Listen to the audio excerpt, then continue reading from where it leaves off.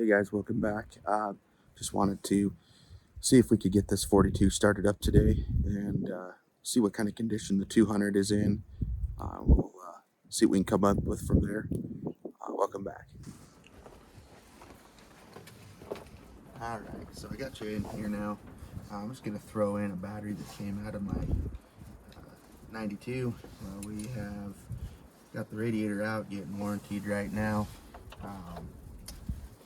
I know this battery, when I was trying to get to see what it would do here, it was pretty weak. I had to keep jumpers on it and it would barely turn it over. So it means one of two things: we've either got bad battery for sure, or a bad starter, or both. Probably both in my case. So alrighty.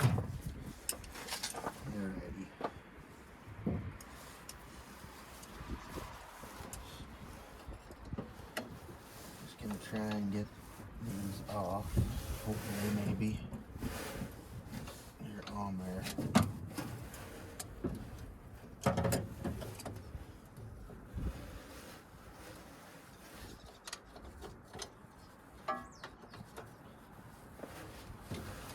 Well,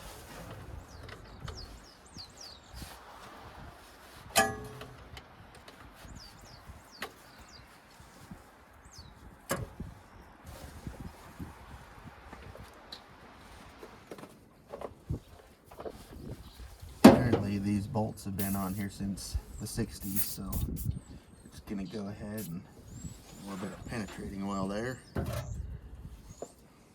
see if we can get this off so that we can do some turn on the key here and see if this thing will at least bark off, and at least we know what kind of engine we're dealing with that maybe we could utilize in the future.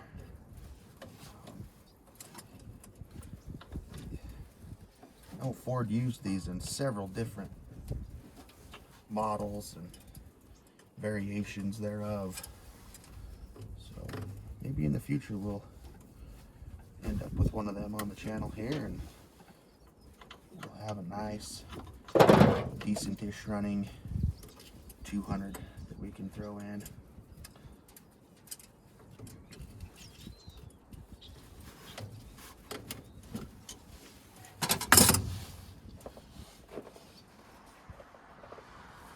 Okay, here we go for the 15th time. Maybe we can get it right.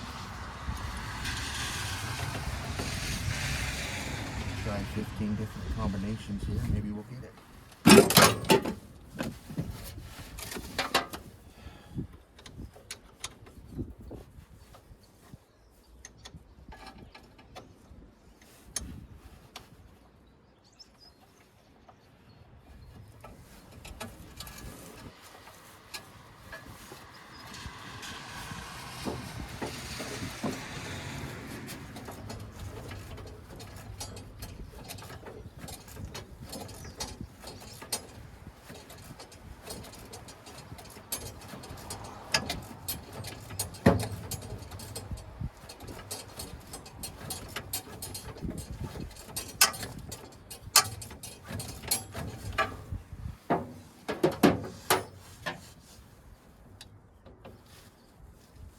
Well, that was something else. There's one.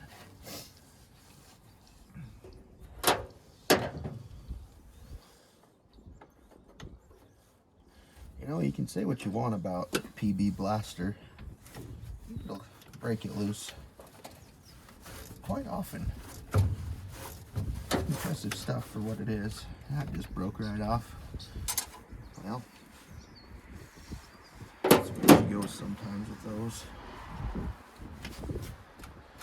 You have to figure out something different for that one. So, this battery here, it's a small one. And probably appropriately sized for this machine. It's a Group 56. Oh, and it's frozen too. That would be why it probably had a slow cranking start. This is out of my 92 F350 with the big block. So yeah, it's way overkill, but it'll work. I went with this specific battery because, well, it was the cheapest at Walmart and it's worked so far, so might as well go ahead and clean up on the posts here while I'm at it. It's only been in there for a few months, so haven't had a lot of time to build up a lot of crud. See if we can set this down in here very carefully. Okay. Perfect. Let's see if we can burn this rig down here real quick. Oh. Don't see anything melting just yet. That's probably a good thing.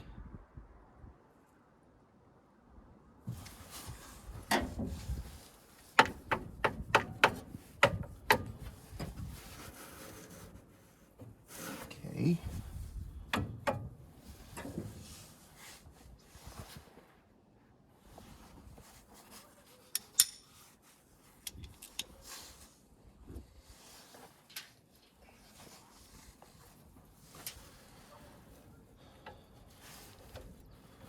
Guess we'll see what happens here. Maybe we'll make it run today. Maybe it won't run at all. I'm just not 100% sure, so.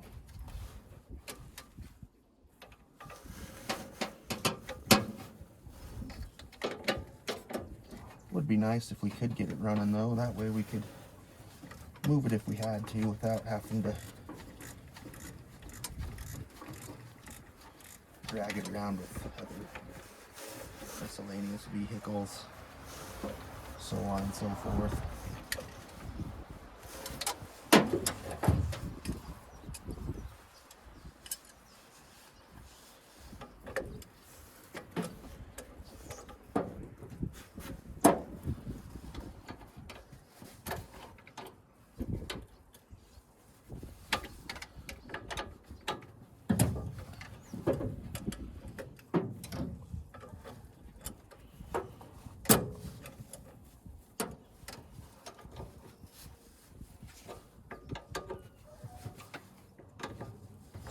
Good enough.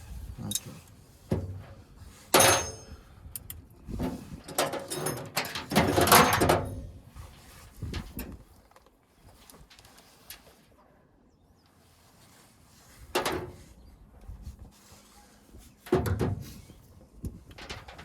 Let's do some basic checks here.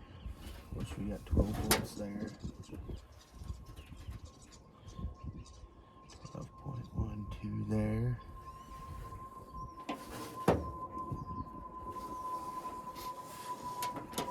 Now this particular unit did not come with a key, so I'm going to do the right thing that should always be done and see if I can jump it here across the start solenoid. Maybe.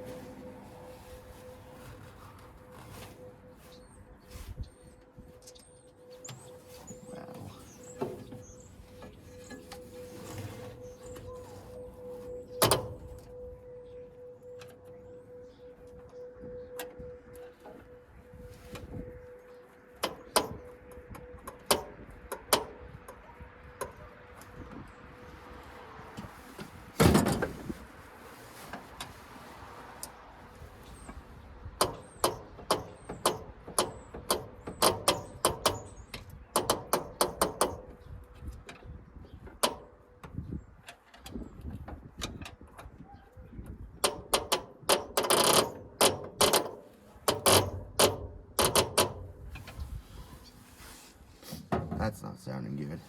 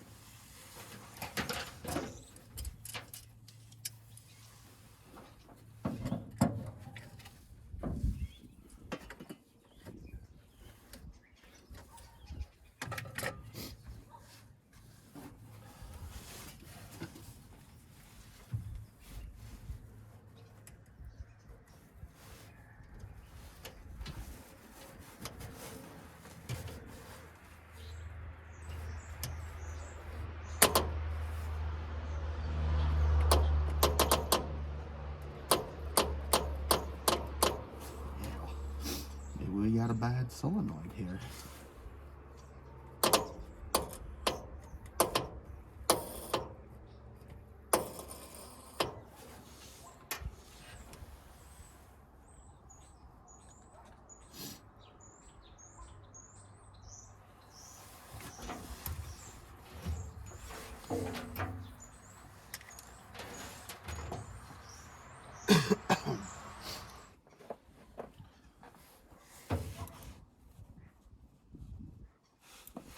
Went on ahead and decided to grab a pair of vice grips to help hold this positive cable on, just to get a good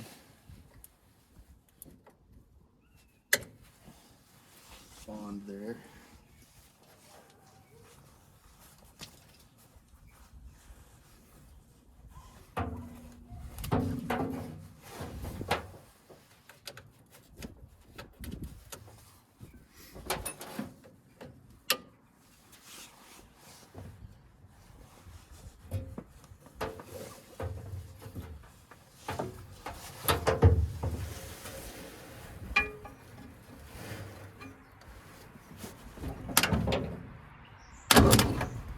Oh yeah, we got positive engagement, and I think she's stuck in gear too.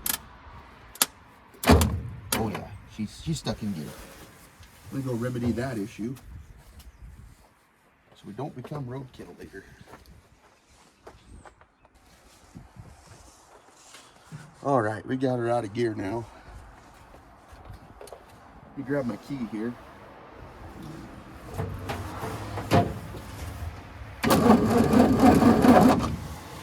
So she turns over, which is a good thing.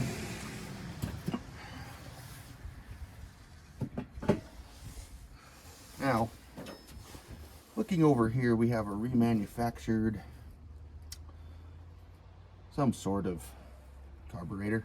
Definitely not the stock OEM. And if you've watched the first video on this, you'll know that I don't know the last time this thing ran. So, a couple things you want to keep in mind when you're looking at these old rigs is make sure that the engine's not seized up. Just don't go cranking on it. You could bust a flywheel, knock a chunk out of the block. It's hard to say. There could be several different things that could happen. I did make sure this engine was free before I brought it home. Put a little bit down the carb here, see if we can fill up the bowl some. It's immediately leaking right out. That's perfect. I know the throttle plate's good. It's not stuck or anything like that. The nice part is that this carburetor is right above the starter, so any sparks are just going to immediately ignite.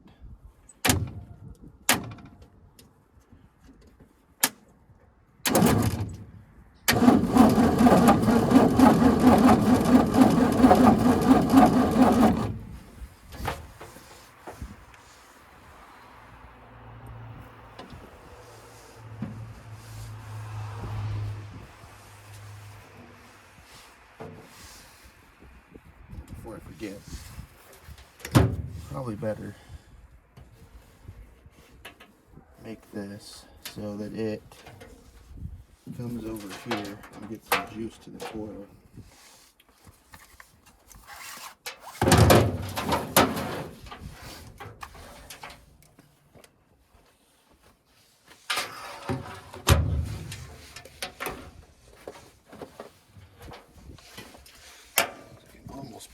I'm probably not where I've bypassed the key switch.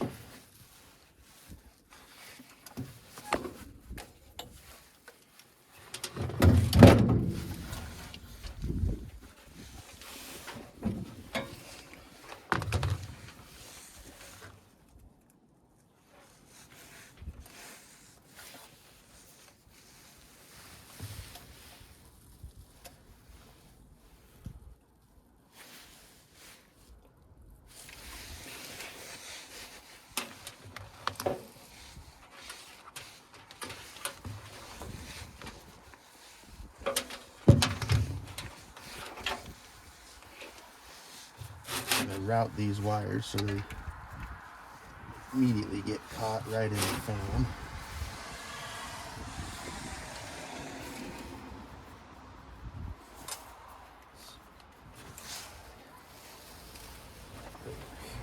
Slip that on right there.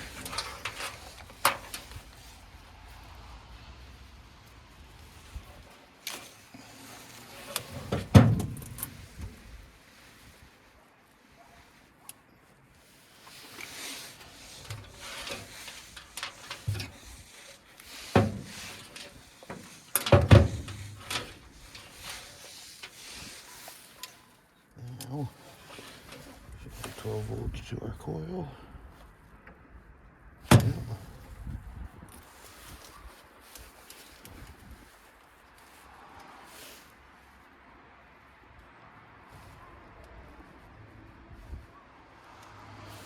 All right.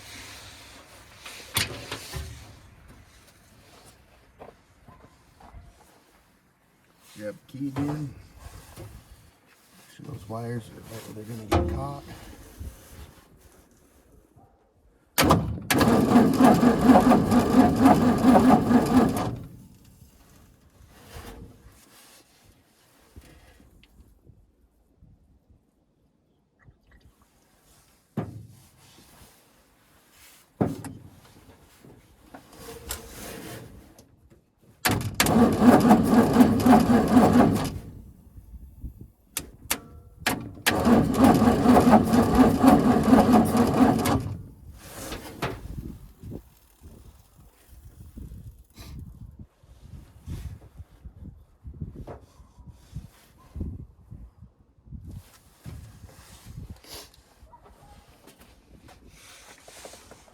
Went ahead and removed the distributor cap just to check the condition of our points, and it looks like someone has gotten in here before and replaced the points and condenser unit. They're usually pretty cheap to do on these older units. So I went ahead and put the rotor back on and moved it, and you can hear it snap. So we've got good spark getting in there. The condition of the cap itself appears to be maybe newish, but have some wear. I'm gonna just go ahead and clean them up and reinstall all this, and we'll just keep cranking on this to see what we can come up with. All right, guys, so I thought I'd just go ahead and show you here how to set your points. This one was off just a little bit, so you just slip your business card and matchbook. If you want to get technical, your feeler gauge down in between your points here, in between this portion here that is actually going to come around. Be it a 6-cylinder, 4-cylinder, 8-cylinder, it'll have the same amount of corresponding lobes on it right here, which will, as it rotates around, pull these points off and create a little spark down there. Now, if I go ahead and put my key back on here, and we send 12 volts to our coil,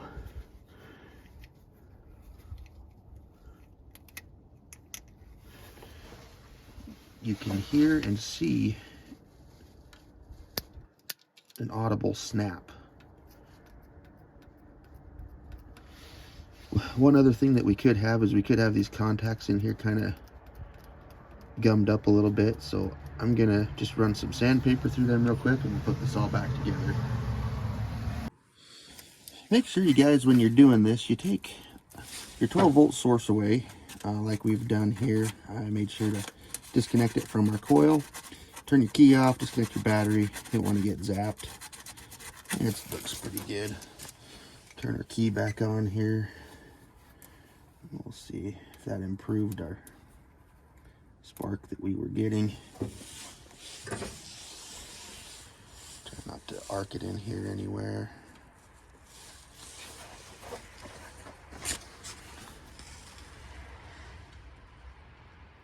Oh yeah. I don't know if you guys can hear that or see it. Got a good spark there now. Really clean that up, because as that opens and closes, it's going to send our spark through the rotor, through our cap, into each corresponding plug as it opens. So go ahead and slap this back together real quick. This might fire off yet today. It should be just dandy. You always are told, oh yeah, they ran, but till you hear it run, that's when you're kind of going, gotta hear it for yourself, you know.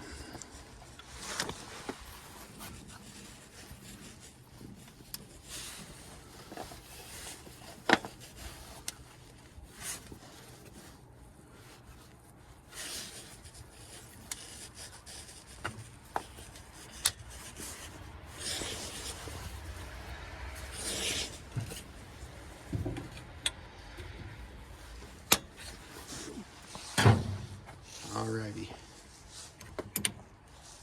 got our key on. Dump a little bit more.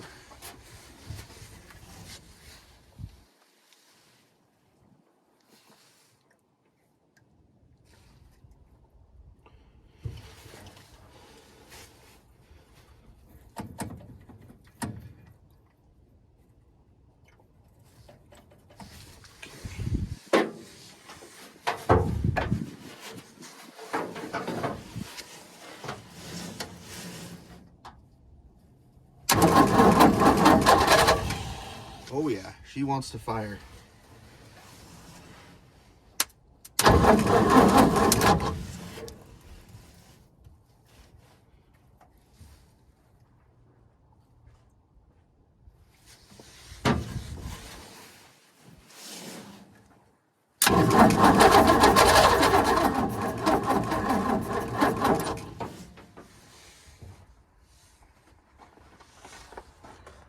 All right, she wants to run, guys. She is definitely trying. I'm trying not to light myself on fire.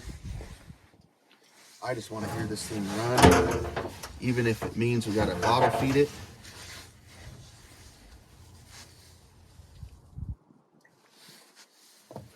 Try not to flood it, I guess.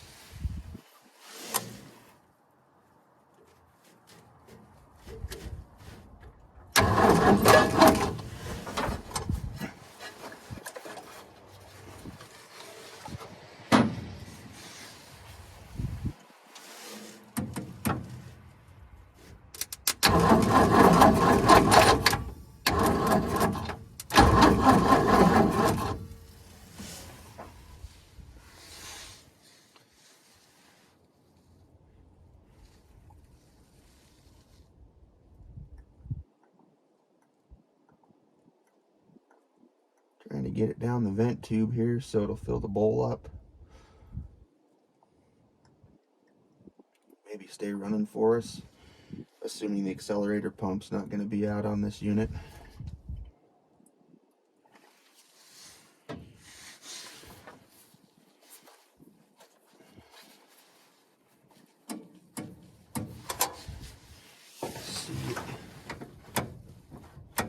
think it might be working.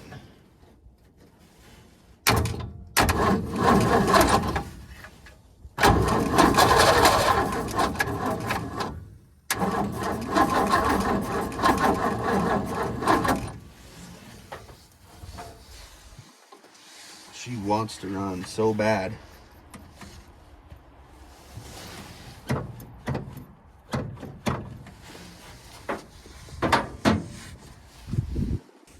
Alright, it's getting a little dark now, but I'm bound and determined to make this thing run today.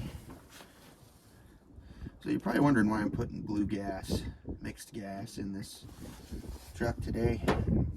It's 2-stroke oil. It's Harvest King Premix from Cal Ranch. And it is, the main reason I'm doing that is because it will lubricate the top end as this is cranking over. That way, it doesn't fire and doesn't have a chance to build oil pressure. It's keeping the rings and everything lubricated from the top end.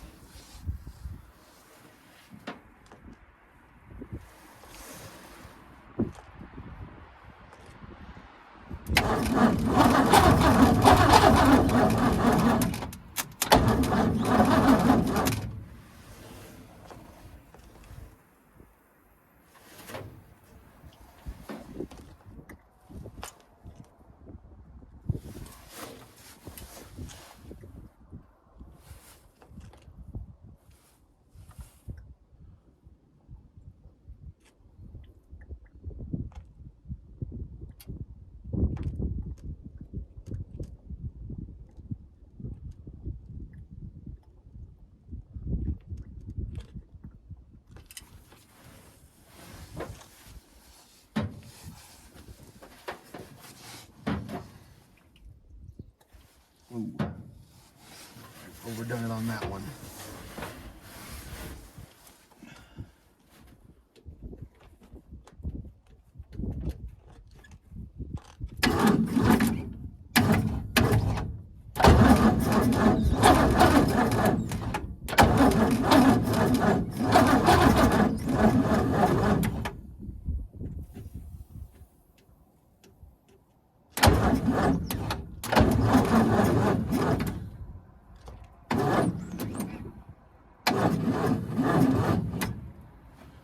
Definitely think this starter's definitely got some issues, but she does want to fire. So I think that makes this a definitely good candidate to be put in another project in the future. Again, I was told that it did run at one point. This does look like the original starter from 1965, so I wouldn't be surprised. I don't want to put too much into it to try and get it running, just because I have other plans for this truck on how I'm going to power it with the powertrain and everything. A few of you have commented on my videos of what you'd like to see done, and I think we're going to do a street rod on this one. But I've got some other plans that, of course, I'm going to include you in on. So I think before I completely drain this battery, just because I do need it in my other truck, we'll probably stop there for tonight.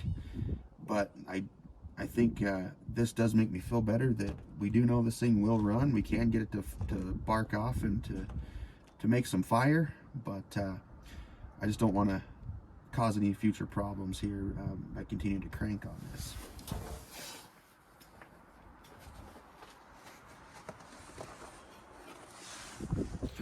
Yeah, so here's just an update on the interior. Nothing's changed, but just to give you guys kind of a look on the driver's side.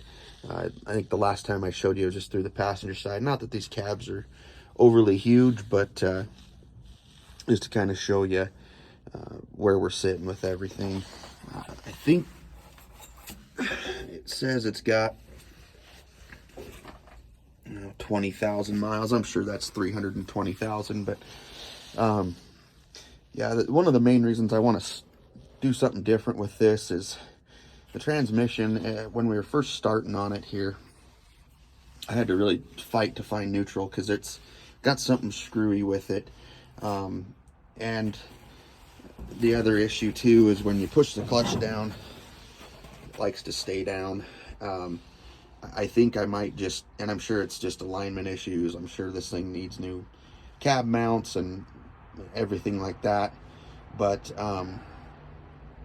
I've got some other plans for it right now that I think you guys are going to enjoy.